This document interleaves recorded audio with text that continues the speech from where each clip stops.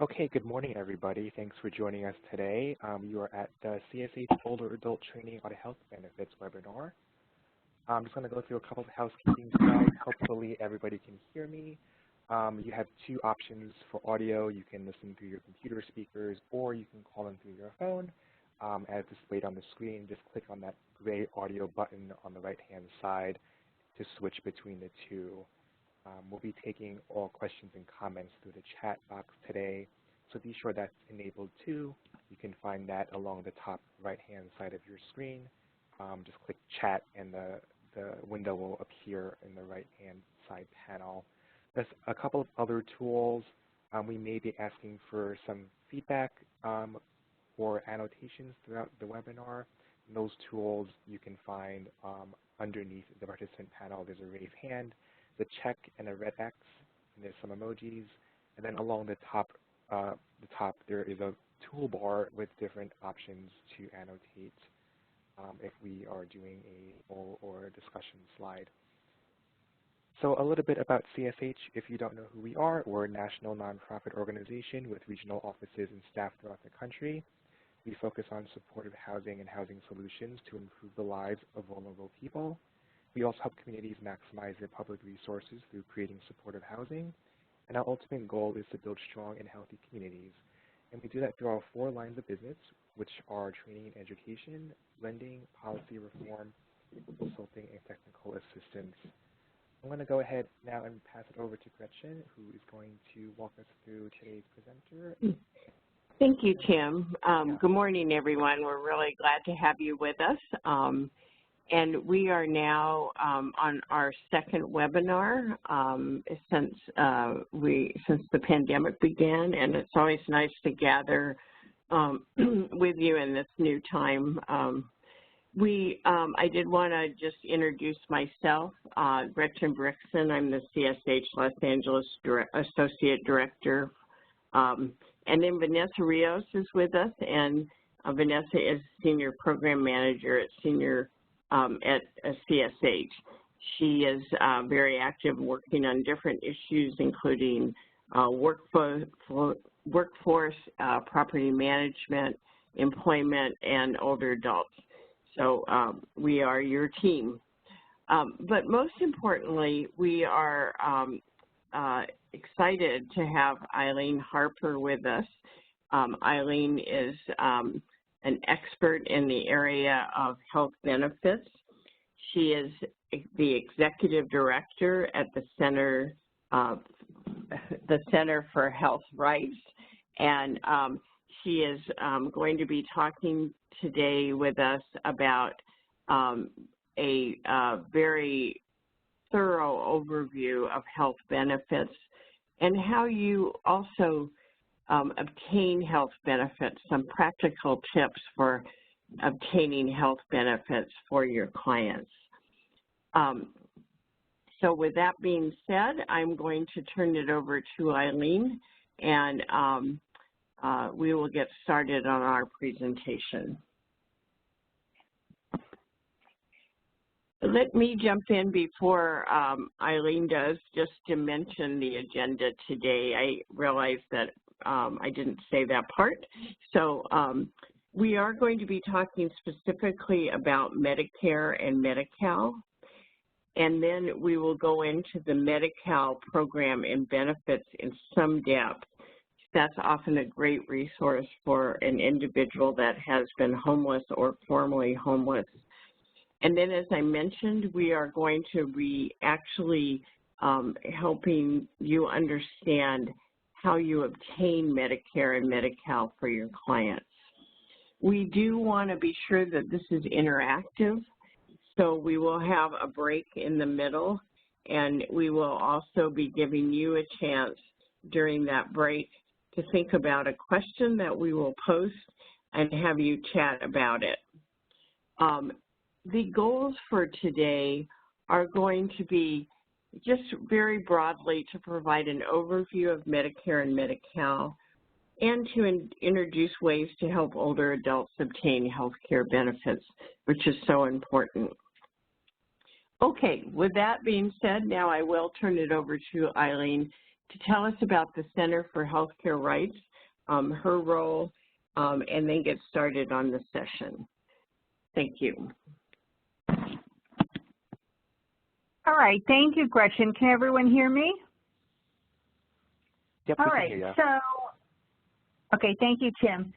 So I'm Eileen, and I'm with the Center for Healthcare Rights. And for those of you who may not be familiar with the agency, Center for Healthcare Rights is a nonprofit organization that provides free education and help with Medicare, Medi-Cal, and related health insurance issues to all LA County residents. Our services are free, and the services are primarily funded through a program funded by the California Department of Aging called Health Insurance Counseling and Advocacy Program. So that is our primary source of funding, and we serve all of LA County.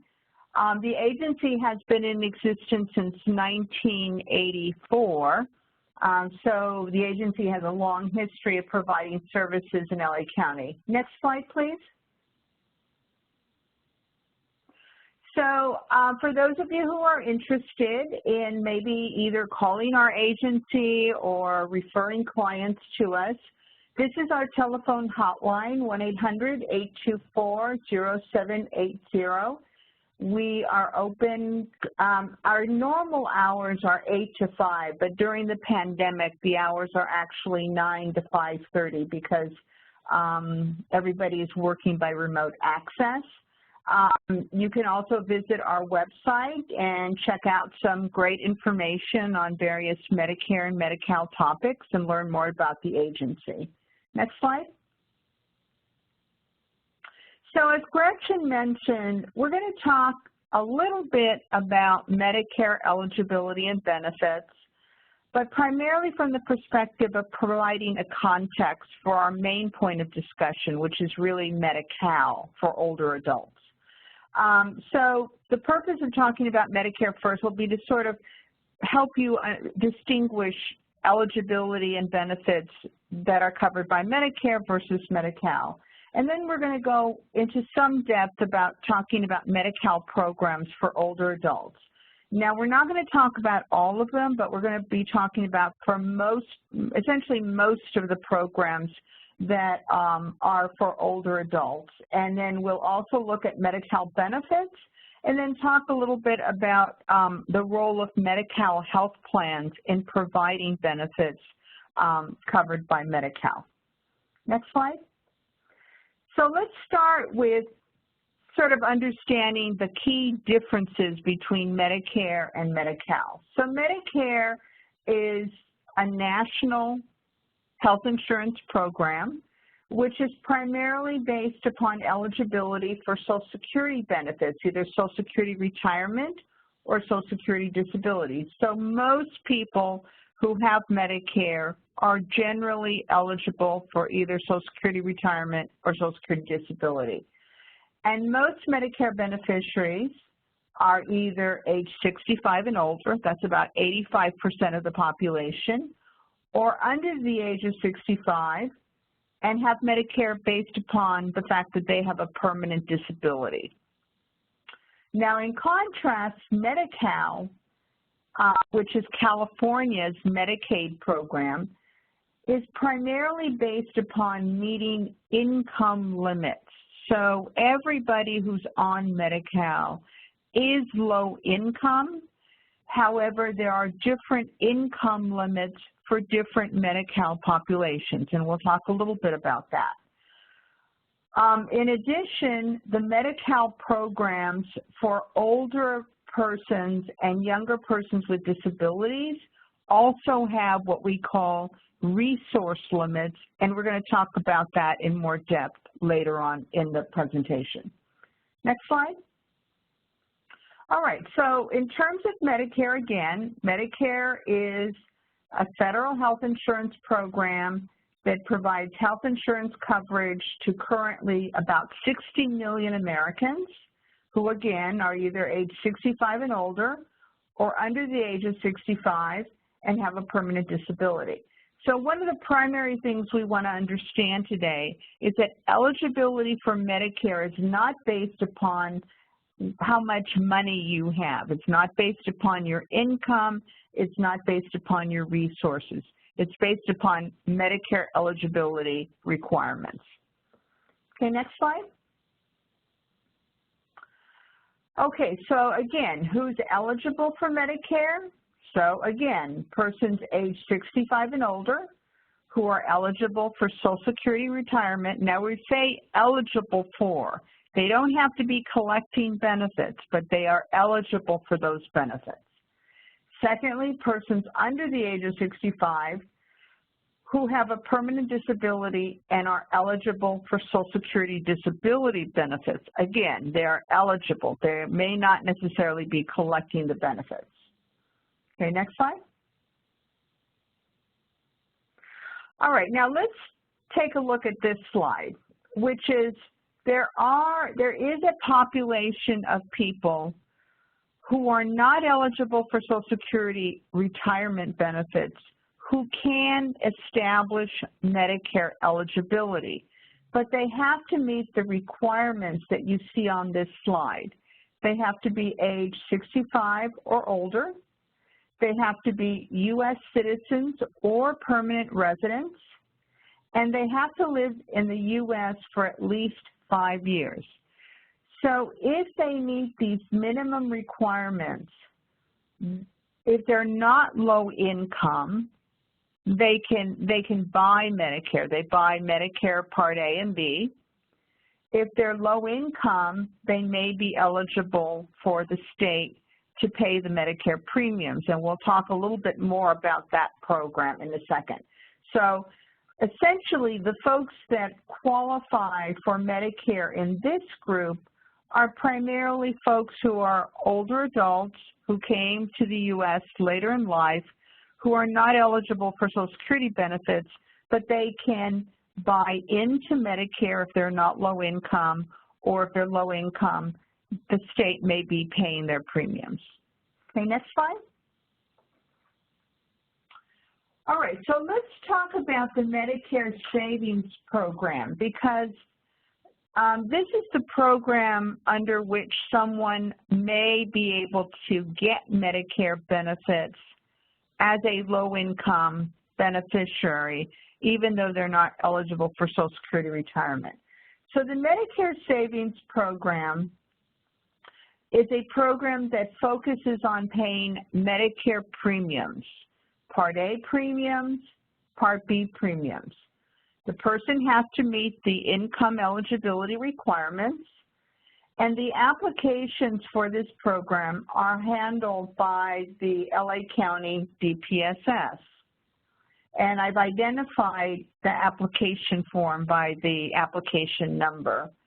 Now, I do want to emphasize to all of you that the Center for Healthcare Rights has a government contract to help people apply for Medicare Savings Program. So if after this training you encounter someone who may be eligible for the Medicare Savings Program and it looks like they're not in the program, please encourage them to contact us. Give them our hotline phone number, and we can review, screen them to see if they are eligible, and if they are, we will help them with the application process. Okay, next slide. Now this slide here basically shows you there's 3 Medicare savings programs. QMB, which is Qualified Medicare Beneficiary, SLMB, Specified Low-Income Medicare Beneficiary, and Qualified Individual, QI. So essentially the distinction, you can see that each program has their own income limits, and it's based upon the federal poverty level. We're not going to get into depth with that. But you can see that the resource limits for the Medicare savings programs are higher than the Medi-Cal resource limits, which we're going to talk about later. So one value of the Medicare savings programs is that you may encounter an older adult who doesn't qualify for Medicare because they may have a little too much money in the bank in terms of resources, and that prevents them from being eligible for Medi-Cal, but they could be eligible for this program. Okay, next slide. Now, I do want to highlight one of the Medicare savings program, the Qmb program. And the reason for that is that the Qmb program pays for both the Medicare Part A and B premiums and will also pay for the Medicare Part A and B cost sharing. So it's somewhat different from Qmb and QI. Now, we also want to emphasize today that there are many people who are getting SSI, who are not getting Social Security retirement benefits, who might qualify for the Qmb program. And we'll talk a little bit about that. Next slide. Okay, so let's look at who might be a typical Qmb client. And a typical Qmb client in California would be someone age 65 or older, a legal resident or U.S. citizen. They have to meet, essentially they're meeting these criteria. They've lived in the U.S. at least 5 years, so they have to meet the top 3 criteria. They may only have Medicare Part B, and they're highly likely to have Medi-Cal and SSI. And these folks are not eligible for free Medicare Part A because they don't have sufficient Social Security work credits to qualify for free Medicare Part A.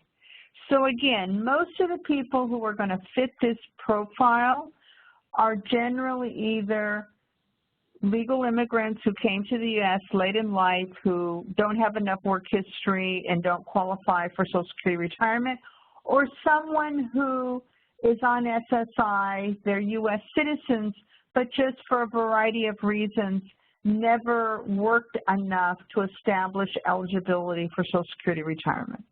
Okay, next slide. So let's talk about the application process for Qmb. And my expectation is that you wouldn't help someone apply for Qmb. My expectation would be that you know enough to identify someone who might be eligible for Qmb, and you would refer that person to Center for Healthcare Rights so that we can help them with the application process, so that we can guide them in terms of how to become eligible.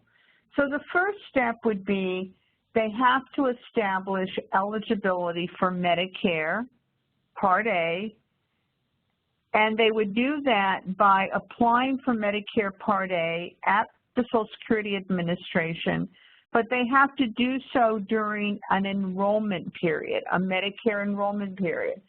So if someone is just turning age 65, they would do so, they would be applying for Medicare during the initial enrollment period, which starts 3 months before their birthday month and ends 3 months after their birthday month. If the person is already age 65 or older, then they would have to wait until the next Medicare general enrollment period, which is January through March of every year, and the benefits are effective in July. So the first step of applying for Qmb is going to Social Security and applying for conditional Part A enrollment. And I know that sounds rather technical and complicated. And once they do that, then Social Security is supposed to give them what's called a Qmb referral form, which documents that they have established conditional eligibility, what the date of the eligibility is, and then instructs them to go to a specific DPSS office where they complete the second part of the Qmb application process. So it's a two-step process. Next slide. So once they get the Qmb referral form at Social Security, then they take that referral form, to DPSS. Now, right now, this could be difficult for someone because the Social Security offices are closed and the DPSS offices are closed. So again, if you encounter someone who needs help with this application process, please refer them to Center for Healthcare Rights, and we would help guide them through the process. So at DPSS, the second part of the application process is done by essentially applying for the buy-in component, where essentially the state is going to purchase the Medicare for the applicant. Okay, next slide. Okay, so at this point, it looks like we're going to take a little break. And Gretchen has asked that you think about an example of helping a client apply for Medi-Cal, and what has been your role and what challenges did you experience? And then I think she may be opening it up for a little discussion.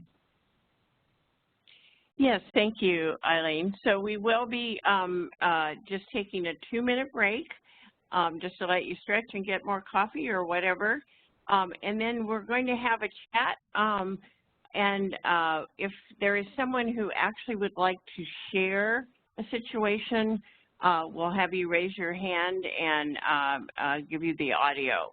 But for now, take your break, stretch, think about your case, and we'll be back in 2 minutes.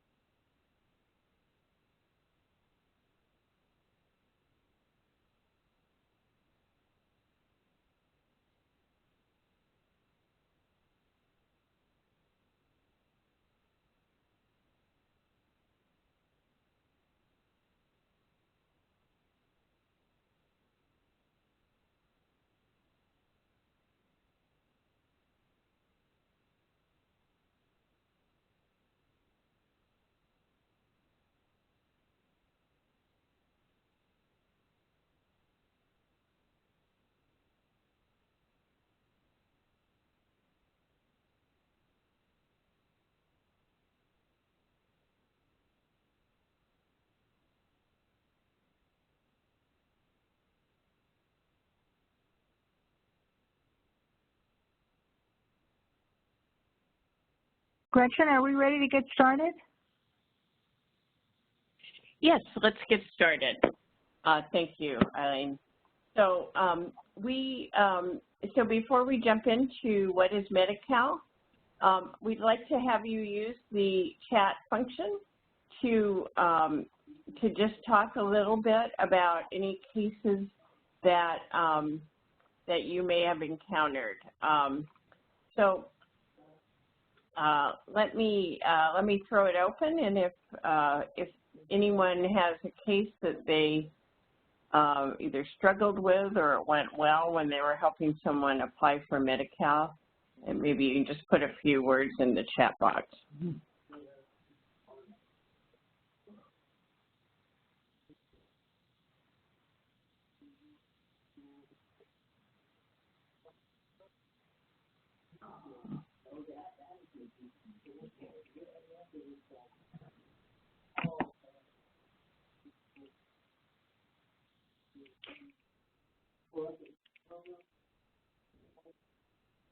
Okay, I see at least one.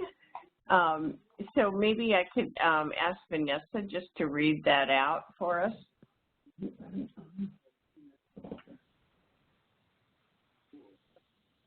We have Vanessa.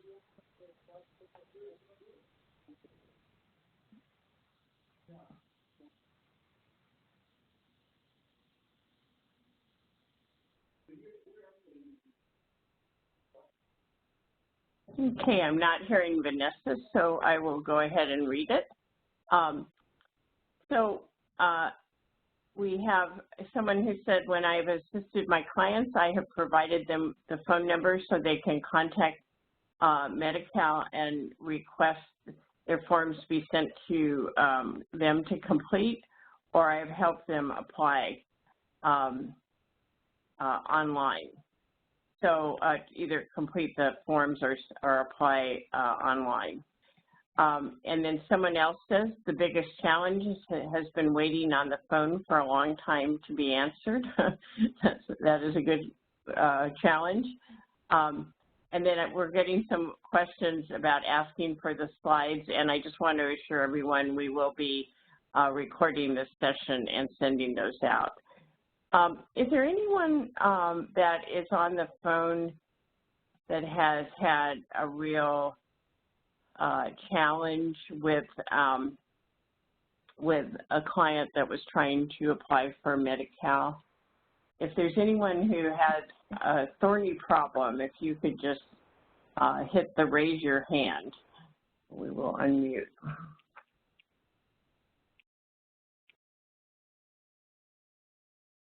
The little hand on the left there.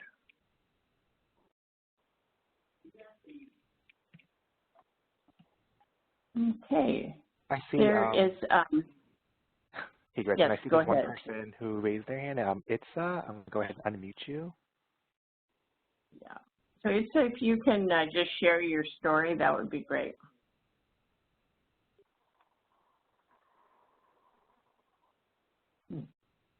Or if you.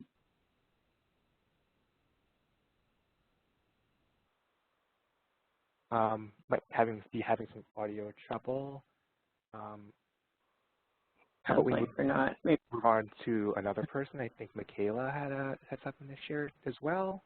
Yeah, that would be great. Okay. I'll go ahead and unmute Michaela. Hi, can you hear me? Yes. Yes. Hi. Okay. I have a lot of challenges with clients that they don't know if they're applied for Medi-Cal. So then I had a client that I brought into the DPSS office, and they told me that he already had Medicare through Social Security, and then we brought him to Social Security, and they had the wrong address with Medi-Cal, and they said that he needs to change his address with Social Security before he can get his Medi-Cal, like county, and kind of just kept on giving us the wraparound, and we were like even get him a card, a Medi-Cal card, LA Care or something has been difficult because we can't even get to that point before we are trying to get him to Medicare. Because lots of times when I go to the DPSS office with him, they've told me he has Medicare through Social Security. And I say, that's great, but I'm trying to get him Medi-Medi, not just Medicare at this point. So that's been a difficulty. And I see someone is saying in the chat the same thing has happened to them. So it sounds like there is, what I'm hearing is a question about the coordination between Medi-Cal and Medicare and DPSS Social Security. So that's something that Eileen will be talking a little bit more about. So thank you. That's a great example. Thank you. Okay, so I think we're ready now to go on. I encourage everyone to feel free to chat. If you do have questions while we're talking, we'll keep an eye on the chat box. Thank you. Okay, Eileen, back to you. Okay, all right. So Tim, okay, great. Just to sort of respond very briefly to the issue that Michaela raised, you know, one thing that we need to keep in mind is that Social Security is seen as sort of the hub of information on, you know, the information hub. And then the information that they have, they share electronically with other government agencies. So without knowing the specifics of Michaela's client situation, frequently DPSS will want to verify that Social Security, what is the address or information that Social Security has on the client. But again, I would encourage any of you who have issues similar to what Michaela has experienced in sort of getting different government agencies and feel, you know, sort of trying to work with them and getting the runaround. If you are interested in getting assistance from our agency, we can help with those types of issues. With situations like Michaela described, there's actually a client referral form that we encourage other organizations to use to try to make referrals of more complicated cases, and we can talk about that a little later in the presentation. So going on to this slide, what is Medi-Cal? So again, Medi-Cal is California's Medicaid program. And this slide here shows you the older Medi-Cal card, the newer Medi-Cal card. And again, just as a reminder, different populations have Medi-Cal, so there are different Medi-Cal populations. Not everybody's in the same Medi-Cal group. Next slide. So one thing that's important to understand is there's some basic eligibility requirements for Medi-Cal that cut across all Medi-Cal programs. So first of all, you have to establish that you are a California resident and that you intend to live in California, because Medi-Cal is a state-based Medicaid program. So Medicaid programs across the country are state-based. Your eligibility is based upon you living in that state. In addition, there are citizenship and immigration status requirements. So to obtain full scope Medi-Cal, meaning having all Medi-Cal benefits, you have to be a U.S. citizen or legal resident with satisfactory, or a non-citizen with satisfactory immigration status. You will be required to show proof of U.S. citizenship and identity. For non-citizens unable to provide proof of citizenship or satisfactory immigration status, they may be eligible for restricted Medi-Cal, which means that they have access to only specific Medi-Cal benefits, such as emergency care, skilled nursing facility services, pregnancy-related care. So there are specific benefits that someone who is, let's say, a non-citizen who can't show proof of citizenship or satisfactory immigration status, they may be eligible for what we call restricted Medi-Cal eligibility. Next slide. All right, so now we're going to talk about the different Medi-Cal programs. And when Gretchen and I prepared for this training, I said, well, what do you guys consider an older adult? And she goes, well, let's just say someone age 50 or older, okay? So with that said, I thought we would start with the Medi-Cal program, which includes Medi-Cal coverage for adults, childless adults, who are aged 19 to 64. So these folks are people who would not be Medicare eligible, okay? They would be sort of pre-Medicare eligible if they're older adults. And the income limit for adults who qualify for this program, and this program is commonly called either the Medi-Cal Expansion Program or the MAGI program. This program, the income limit is 138% of FPL this year. So I've identified for you what that dollar amount would be. It would be $1,436 a month for someone who's single and $1,945 a month for someone who's married. So this is the first Medi-Cal program. So you may have clients who are under the age of 65 who would likely be in this program unless they are disabled and have established that they have a permanent disability. Next slide. All right, now we're going to talk about the Medi-Cal programs for adults who are qualified for Medi-Cal either as aged, meaning they are age 65 or older, or they qualify as someone who is disabled. And that means that they meet the federal definition of having a disability. Someone, a government agency, normally Social Security, but sometimes DPSS, has actually screened them and determined that they meet the definition of disability under federal guidelines. So there are three programs, Medi-Cal Linked Eligibility under SSI. The second program is the Aged and Disabled Federal Poverty Level Program. And the third program is the Medically Needy Program, also commonly known as Medi-Cal with a share of cost. So we're going to briefly walk through each of the programs. Okay, next slide. Okay, so let's start off with Sfi Linked Medi-Cal. And when I spoke with Gretchen, she seemed to think that many of you have clients who would have Medi-Cal because the client is getting SSI benefits. So SSI is Supplemental Security Income, and it is a federal benefit for certain adults and children who have limited income and resources.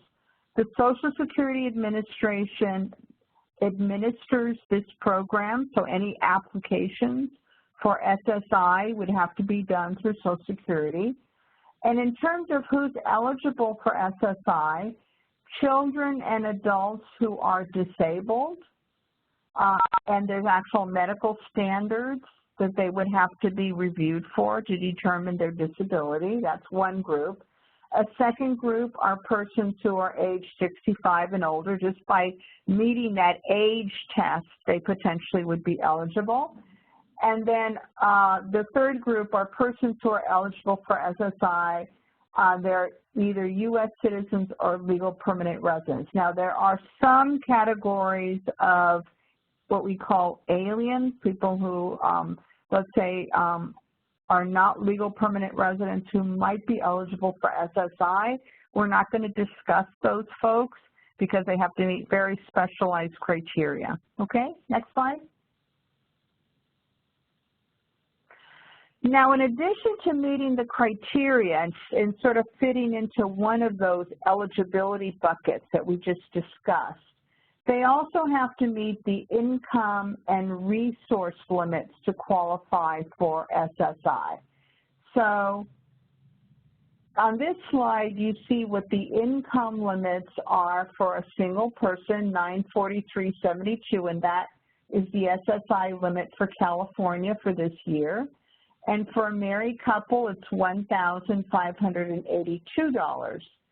Now, one thing I do want to point out is that these dollar amounts for income can be different depending upon if the person is aged, disabled, blind. And just as a point of information, Social Security on their website has an excellent brochure which provides detailed information on the different income limits depending upon whether the person's blind, disabled, aged, whether they're married or not married, whether they are living in a situation that maybe has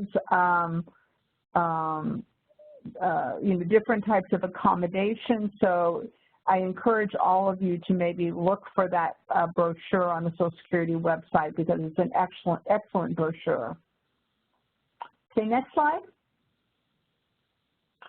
Now, in addition to the income limits, the person has to meet specific resource limits, and we're not going to get into the weeds about resources. We're going to just sort of provide the most basic resource rules today. And so the first thing we want to review is that cash and other property that someone owns that can be converted into cash is counted toward the resource limit. So let's say I want to apply for SSI, but I've got $10,000 in the bank. Well, the resource limit is $2,000 for a single person and $3,000 for a married couple. So if I've got $10,000 in the bank, I'm likely not going to be eligible. In addition, they look at other property. So for example, they look at, do you own property? Now, your home that you live in is considered exempt. It's not countable. One car used for transportation is not counted, and that's your car. Thirdly, oops, you know what? We just had a power outage, Tim. Oh, it came back. Thank you. It came back. No, we're okay. We're good. Yeah. Okay. Life insurance policies with a face value of more than $1,500 or life insurance that is a face value of $1,500 of more than $1,500 would make you ineligible. So for example, recently I screened somebody for SSI and he seemed to meet all the criteria, and then I said, do you have a life insurance policy? And he said, yeah, I do. I bought it like 30 years ago. And I said, do you know what the face value is? And when he pulled it and checked it, it had a face value of $20,000. And that made him not eligible for SSI. So again, so these are sort of the basic resource rules. Okay, next slide. So resources that are not counted. So again, burial plots, spaces for persons, immediate family, burial fund up to $1,500, household goods, personal effects, they're not counted either. Now, one thing that Social Security will do is when someone does an application, they're required to check multiple government databases to determine whether the information that they're given on the application form ties out with what is available on, to other government agencies. And if they see a discrepancy, they'll raise it. Okay, next slide. Okay, so I know we're going through quickly, but the next program that we're going to talk about is the Aged and Disabled Federal Poverty Level Program. And so this program is very, very critical for older adults and younger persons with disabilities who are not eligible for SSI. Let's say they're getting Social Security benefits or they're getting a pension from another source and it's greater than the SSI limits. Then we would normally screen them, are they eligible for this program? So you can see that the income limit is $1,294 for a single person, $1,747 for a married couple. The resource limits under this program are the same as the SSI resource limits. And if someone wants to apply for this program, the application is done is processed by DPSS. So again, as someone has already mentioned, you can fill out forms and mail them in. You can apply online by going to the DPSS website. When the office is reopened, you can walk into a DPSS office. Okay, next slide. Okay, so the next program that we're reviewing is called the Medically Needy Program, also known as Medi-Cal with a share of cost. So people end up in this program if their income is too high to qualify for the aged and disabled FPL program that we just covered. So if I talk with a client and she tells me her income is above the aged and disabled FPL income limit, but she's at the resource limit for Medi-Cal, then I'm going to probably either assume she has Medi-Cal with a share of cost, or I would screen her for Medi-Cal with a share of cost. Okay, next slide. Now, the share of cost functions just like an insurance deductible. You have to meet the share of cost each month before Medi-Cal pays for medical expenses. And we're going to provide an example to sort of walk through that. Next slide. Now, one common question that we get is, how does Medi-Cal determine the share of cost? How is it calculated? Well, it's based upon a concept called the maintenance need level, and the maintenance need level for a single person is $600 per month, and for a married couple is $934. If the household is larger, let's say a 3-person household, 4-person household, then the maintenance need level will go up to a certain limit.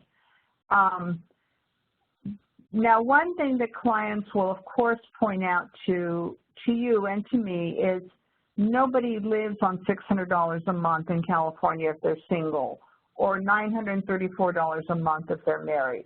Well, unfortunately, the maintenance need level has not been increased in more than 25 years. California's used the same maintenance need level.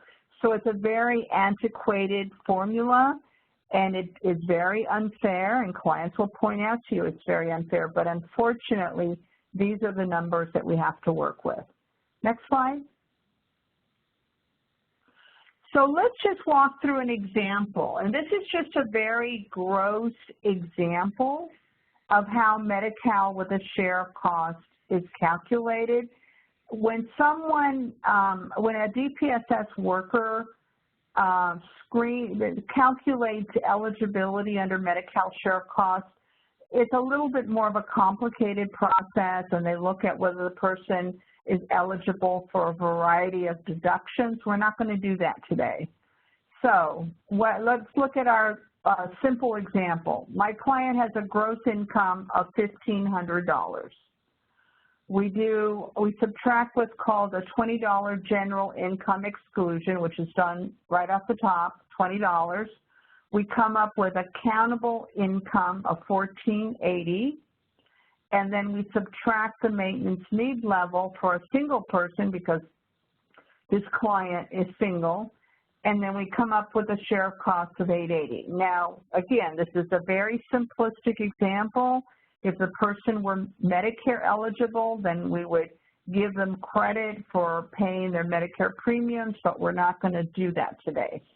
So in this simple example, the client has an income, a gross income of $1,500 and a Medi-Cal share of cost of $880, okay? So this kind of exercise is something that our staff do on a daily basis in terms of talking to people who either have a Medi-Cal with a share of cost or who want to apply for Medi-Cal. We sort of walk through this process. Okay, next slide. Now, we get many, many calls from clients who have Medi-Cal with a share of cost, and they're referred to our agency by DPSS because they want to eliminate the share of cost in order to qualify for full Medi-Cal.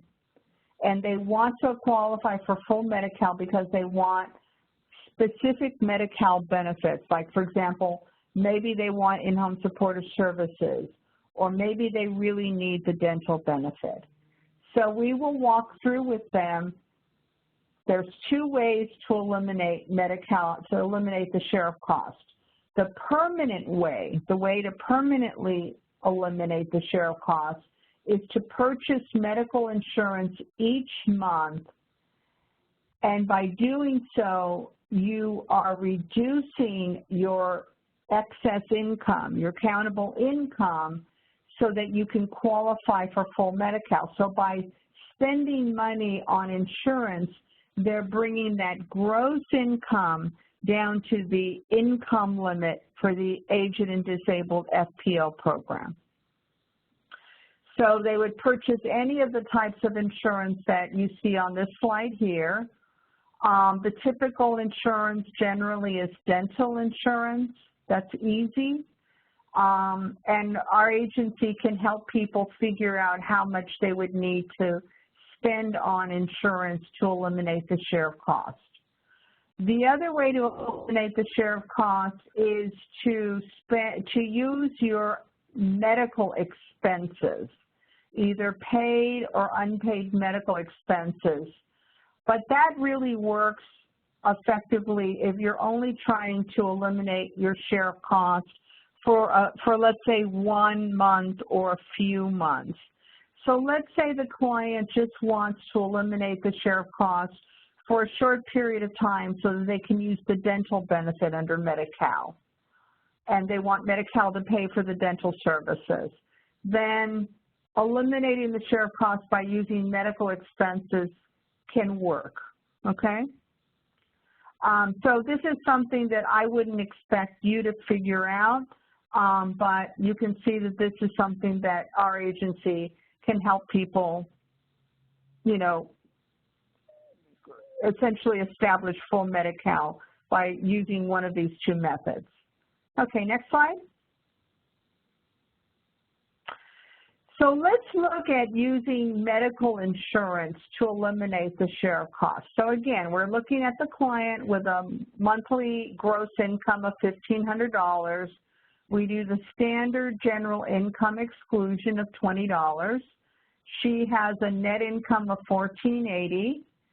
Then with this example, we are going to subtract the A&D FPL income limit, and the balance is her excess income, which is $186.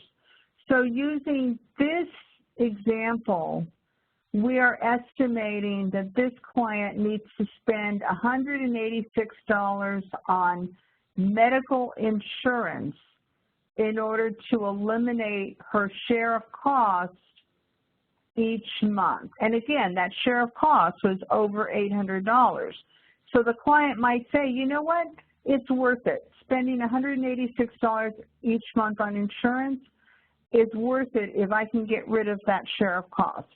Other clients will say, I don't have the money. I can barely, after I pay my rent, I don't even have money for anything else. There's no way I can do this. So we look at each client's situation on a case-by-case basis. Okay, next slide.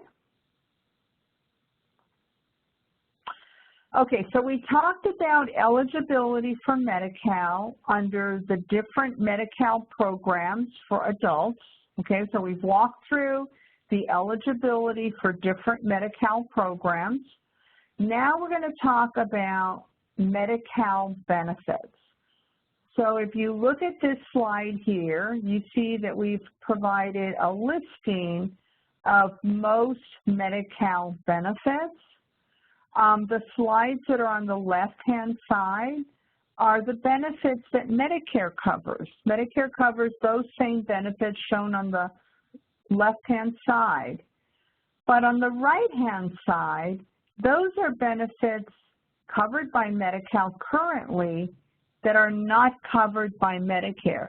So looking at this slide, you can see that Medi-Cal provides a much richer package of benefits than Medicare.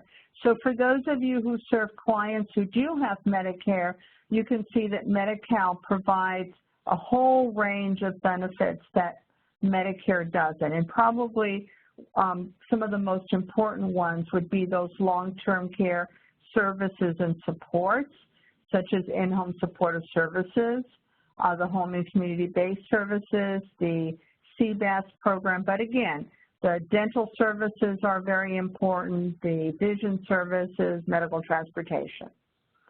Okay, next slide. Now, if you have Medi-Cal, most people who have Medi-Cal have to be in a Medi-Cal health plan. Now, there are some exceptions, and we're not going to walk through all the exceptions, but most people who have Medi-Cal are in a Medi-Cal health plan. And we've identified the Medi-Cal health plans on this slide. The two primary plans are LA Care and HealthNet. Blue Shield, Anthem Blue Cross, Kaiser, Molina are partner plans. But people can enroll in any of these plans with the exception of Kaiser. Kaiser, to get into the Kaiser Medi-Cal plan, you have to meet specific criteria, primarily either a prior relationship with Kaiser or have a close family member who's in Kaiser. Okay, next slide. Now, the Medi-Cal health plans are responsible for providing most Medi-Cal benefits, not all, but most. And to get the Medi-Cal benefits, generally the first step would be to contact the Plan Member Services Department and to find out, what do I need to do in order to get this benefit? Most Medi-Cal benefits would require a physician's prescription, not all, but most. So the prescription from the doctor has to explain what is the medical justification, how do you meet the Medi-Cal requirements to get the benefit? And then the plan or the medical group for the plan has to authorize the benefits. So there's, this is a managed care model. So again, if people have any problems or issues accessing Medi-Cal benefits, our agency will help them. If they have Medicare and Medi-Cal, if they have Medi-Cal only, the client has to be age 60 or older. If they're under the age of 60, we would refer the client to one of our partner organizations, Neighborhood Legal Services. Next slide. So let's talk a little bit about the Medi-Cal dental benefits. These benefits are covered under Medi-Cal currently. And so you can see that it provides, a good range of Medi-Cal benefits, also emergency services. The deep cleaning is the periodontal gum treatment. So you can see that Medi-Cal covers dentures and partials currently. Next slide. So there's two ways of using the Medi-Cal dental benefit. One way is to enroll into one of the Medi-Cal dental plans, and there are three in LA County, HealthNet, Liberty, or Access. So one way of using the Medi-Cal dental benefit is to get into one of these Medi-Cal dental plans in LA County. The other way is to simply have Medi-Cal dental benefits, which is called Denti-Cal, and then you, as a Medi-Cal beneficiary, have to find a dentist that is willing to take your Medi-Cal. So a lot of, there are people who will join a Medi-Cal dental plan because it's frequently very difficult finding a dentist who takes Medi-Cal. So sometimes it's better, for some people it's better to just join a health plan because then there's a network of dentists that they have. Now, to get into a Medi-Cal dental plan, the individual with Medi-Cal would contact Healthcare Options, which is the Medi-Cal broker for California. Next slide. If someone has questions about the Medi-Cal dental benefit, this is the beneficiary hotline. So if they need help locating a dentist, if they have questions about dental coverage or prior authorizations, if they want to file a complaint about a dentist, they can call that 800 line. To appeal a dental authorization denial, that would be a separate number, and we showed on this slide that the person would have to request a fair hearing. Okay, next slide.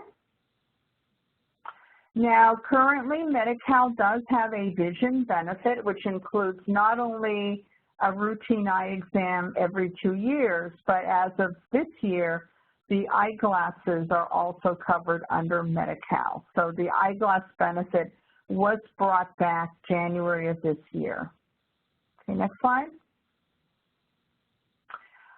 The Medi-Cal hearing aid benefit has a dollar cap of $1,510 per year.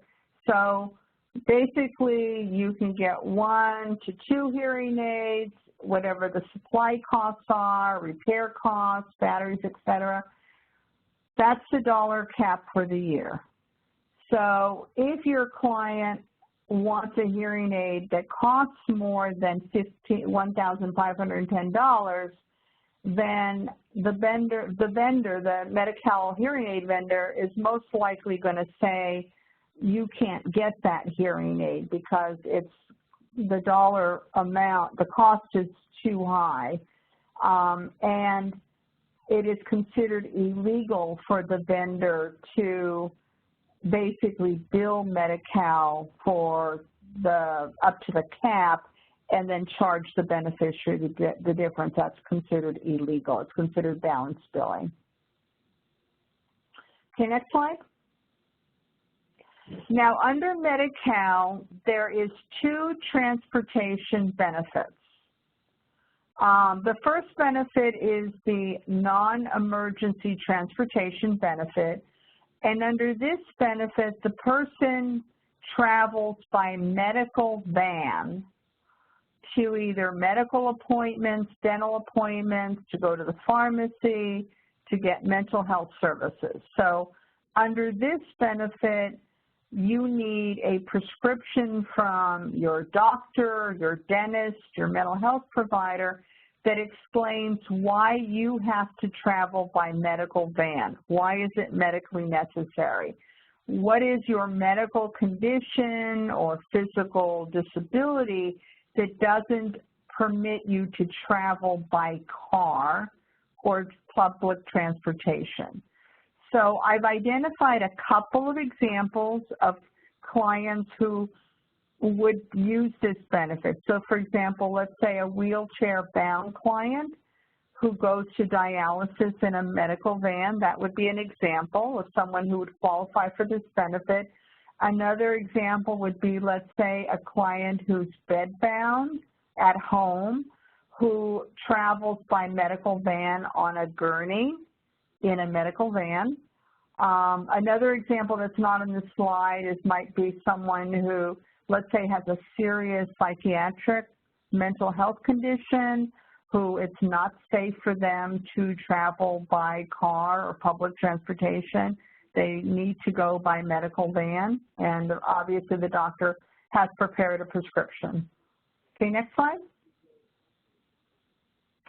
Okay, the other type of Medi-Cal transportation benefit is the Medi-Cal non-medical transportation benefit, and this benefit was brought in 2017. So this is a newer benefit, and under this benefit, a Medi-Cal beneficiary can get non-medical transportation to go to medical appointments, dental appointments, to pick up prescriptions, to get medical supplies, to go to mental health providers.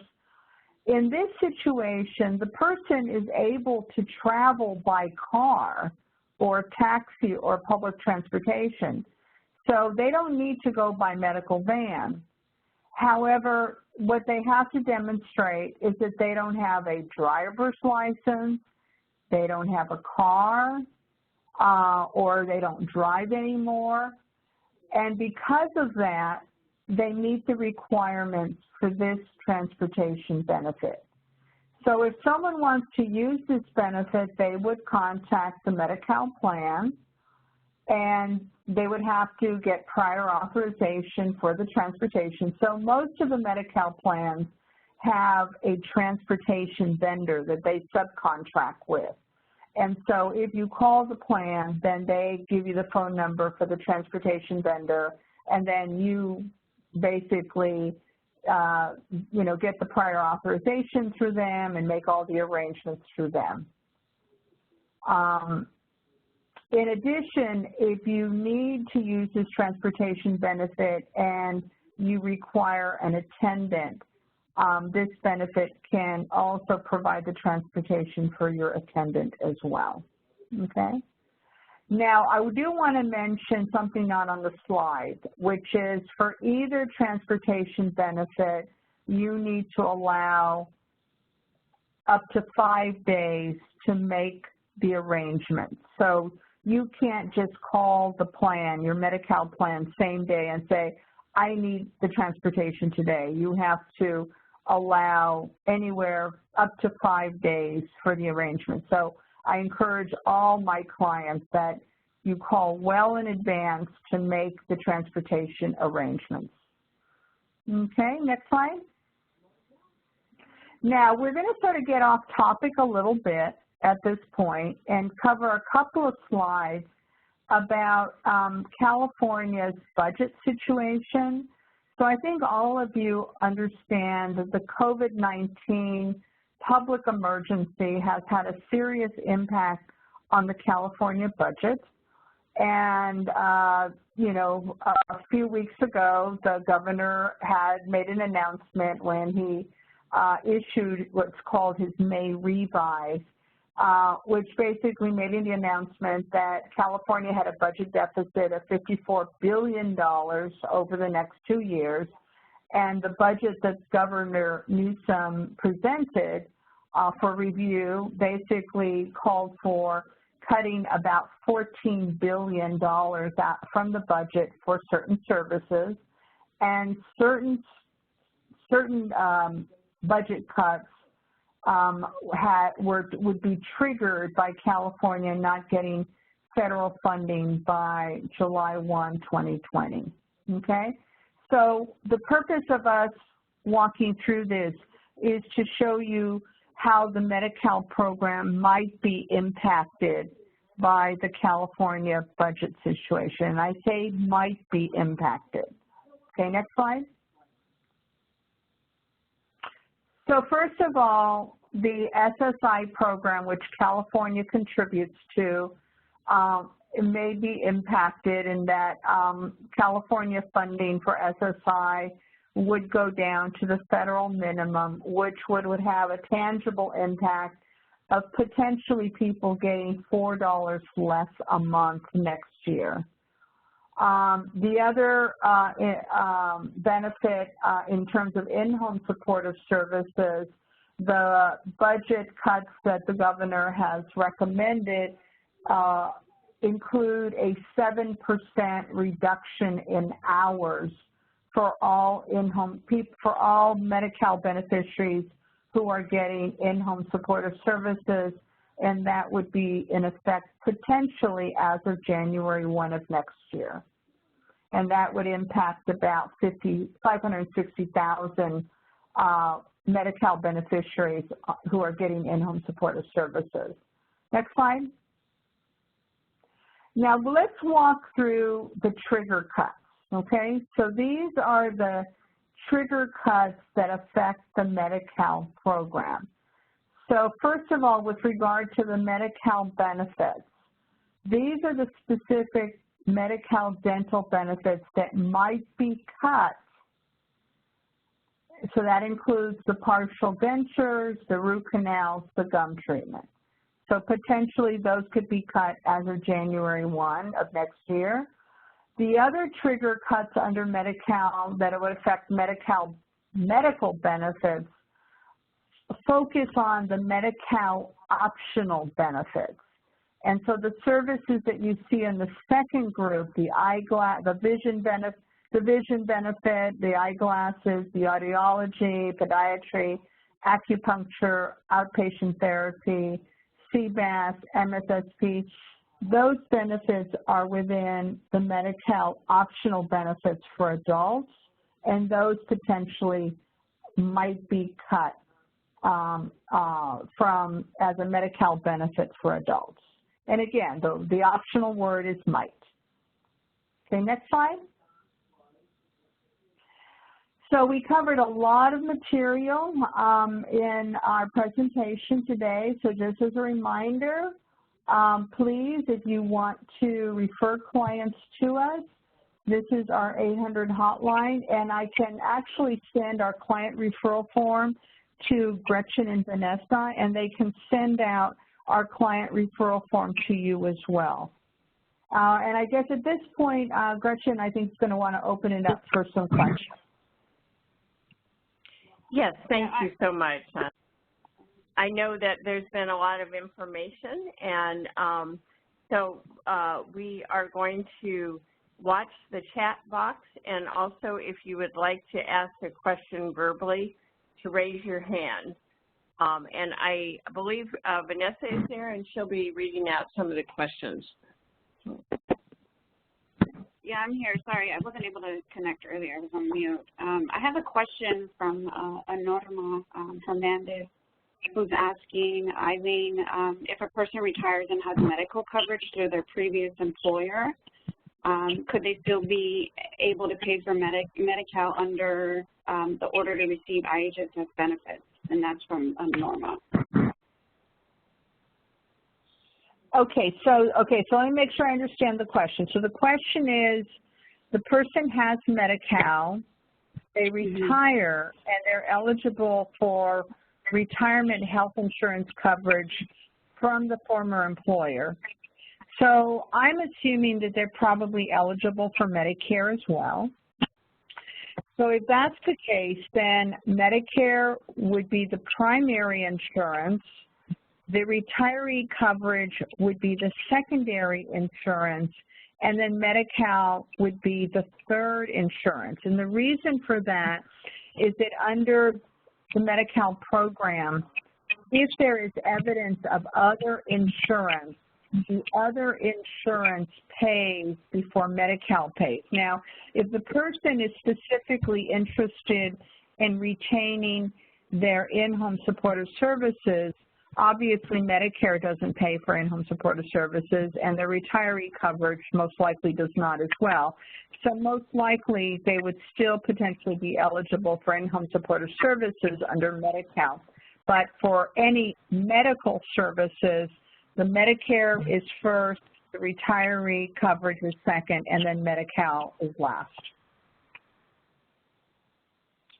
And then, thank you for that. And then we have another question, and the question is around noticing some changes and increases in clients switching over to an HMO. So the question is, would you be able to assist the client in removing the HMO from their current insurance?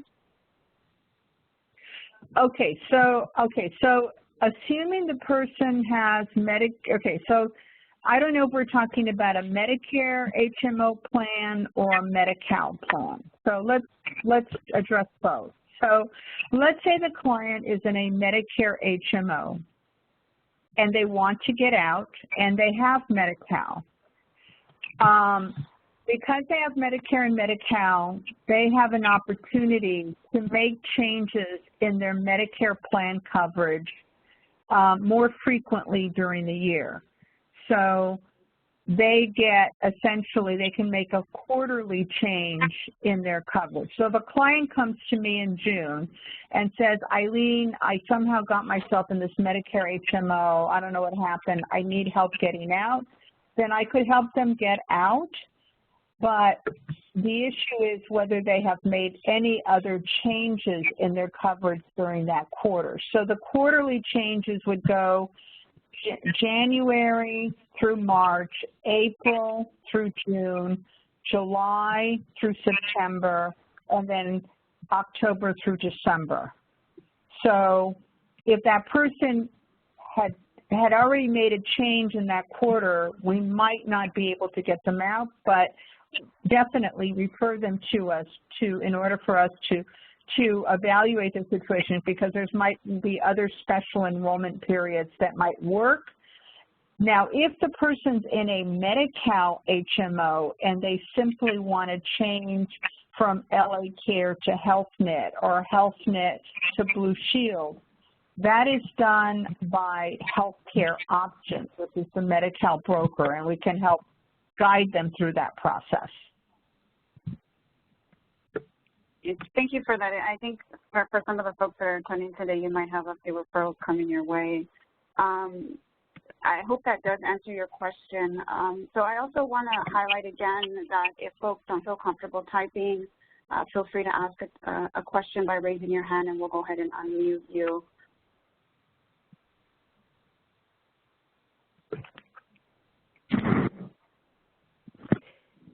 While we're waiting, I will a question. Sorry, Vanessa. Michaela, can you unmute, please? Let me just mention.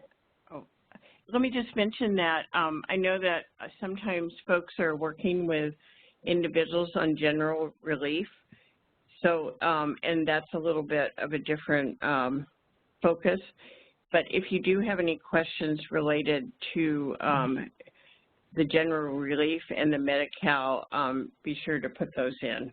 Okay. And I'll turn it back to you, Vanessa. Sorry to interrupt. That's okay. I know we have a hand raised. Tim, if we can unmute the hand, please.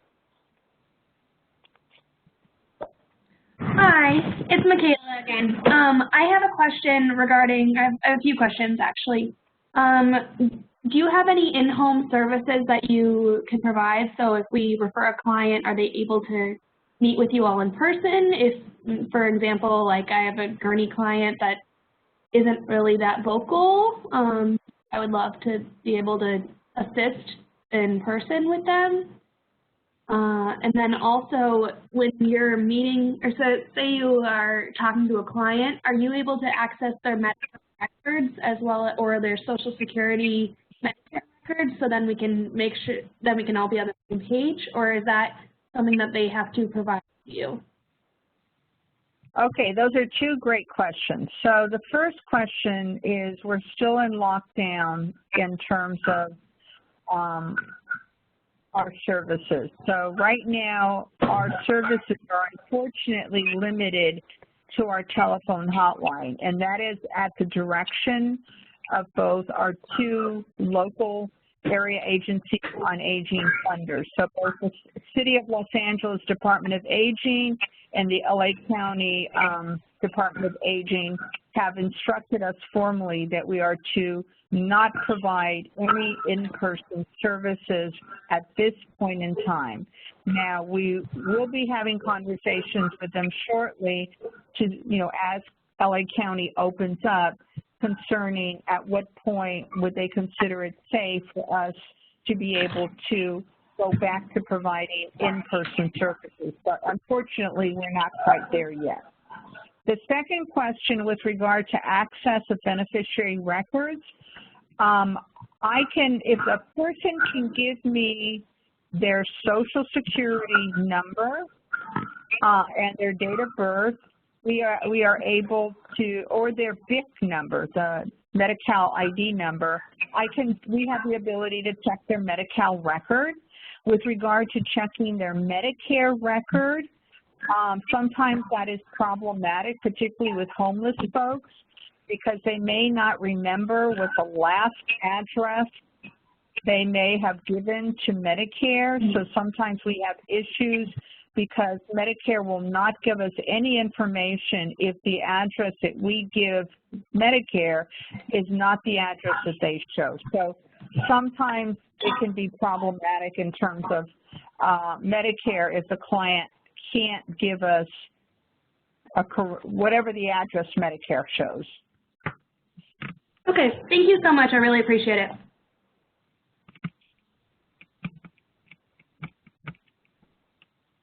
We're gonna leave it up for a few more minutes. If there are any questions, again, feel free to raise your hand or type it in the chat box.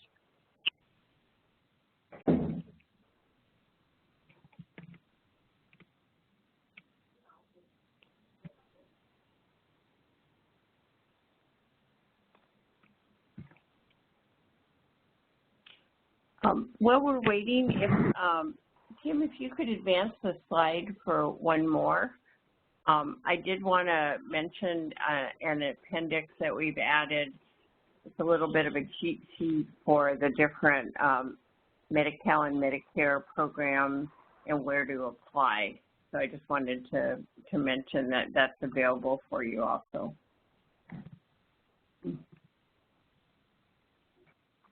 I'm going to have to print a copy of that and put it in my bedroom/office. It's a good cheat sheet to have.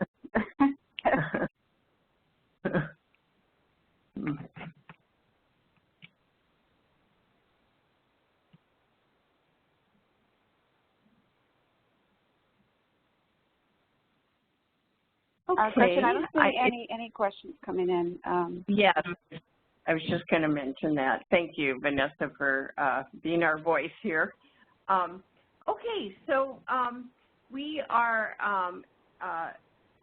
done with the session as it stands. Again, I wanted to remind people that we will be sending you a recording of the session.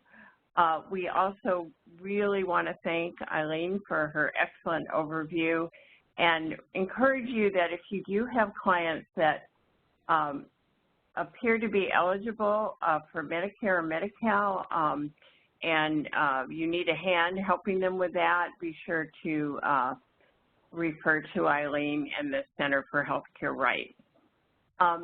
We have a very last slide that I'll have Tim move to, and that is really a question for you all on how you found this session. We want to be continuing to improve our work with you and make sure that we're meeting your needs.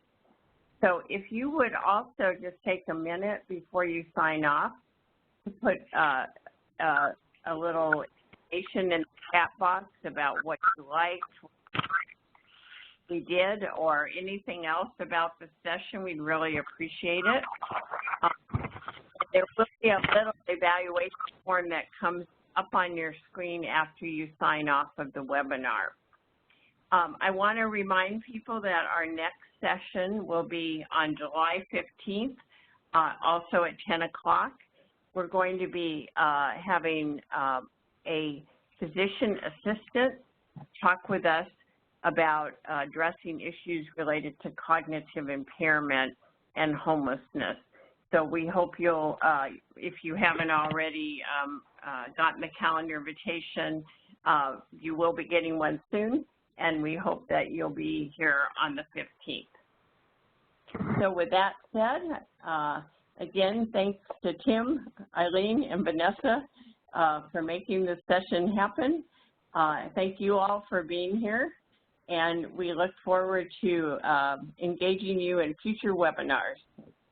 We'll leave the chat box up until 11:30, and so if just chat away and let us know how we did.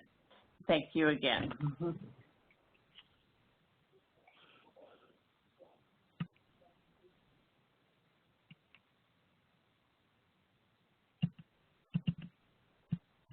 Gretchen? Yes. Gretchen, are you still on? Hi. How many people were on the call? We at the very top we had 73, and that included the 3 of us.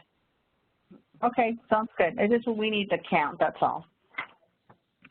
We'll send you. I can send you a final count as once we finish up too.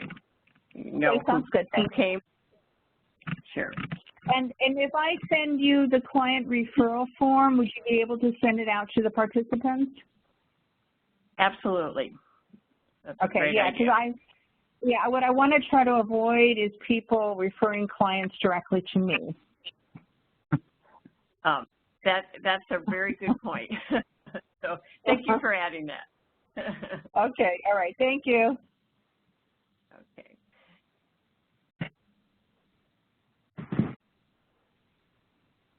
Okay, so I'm gonna get off the phone. Thank you again, Eileen. We will all right, stay in touch. Thanks, Eileen. Okay. All right, bye-bye. Bye.